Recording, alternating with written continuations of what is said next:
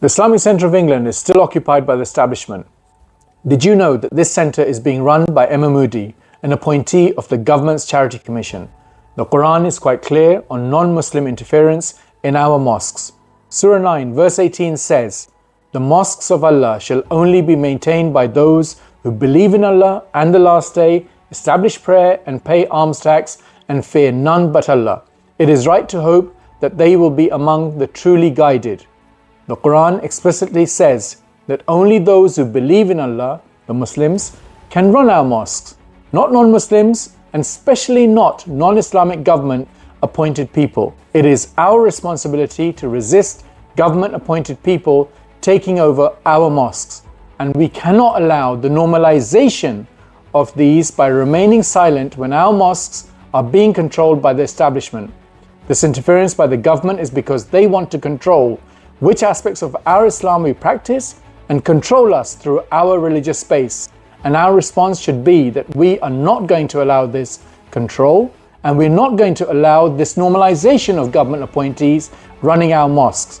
Religious activities as usual cannot continue because that is normalizing a government appointee running our mosque. Some people think it's not a big deal that a non-Muslim is in charge and it isn't affecting our religion because we can still do whatever we want. However, there have already been quite a few instances in the short time Emma Moody has been in charge where she has vetoed and impacted on decisions. To name a couple, Emma Moody has said that trustees of this Islamic Centre don't need to be Muslim.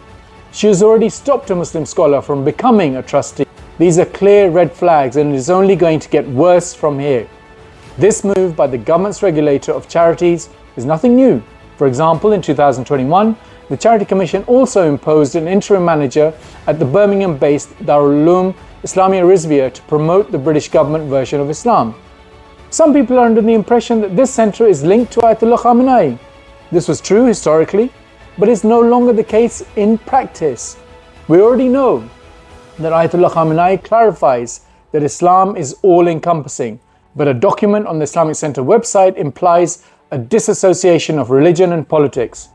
Furthermore, the representative of Imam Khamenei is no longer a trustee of the Islamic Centre.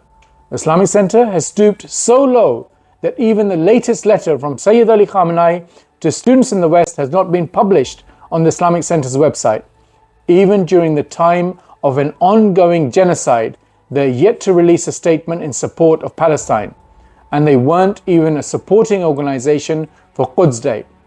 So, number one, do not normalize this by attending events at this government regulator-run centre. 2. Ask the people who are reciting to stop reciting, as they are legitimizing the normalization of government-appointed personnel, convoluting our religious expression. 3. Ask those who have organized events at the centre to stop doing so until the Islamic Centre of England has been cleansed of Emma Moody and her likes and their legacy.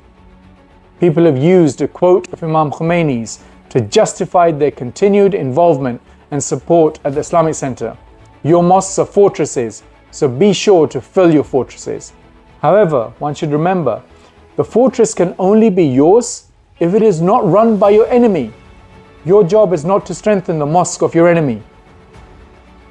The choice is yours. Will you still continue going to a British government-run centre, or will you be amongst those who act on never to humiliation? My condolences to you as we remember Abu Abdullah in these first few days of Muharram, and may we continue on his path with dignity. Labbaik Ya Hussein.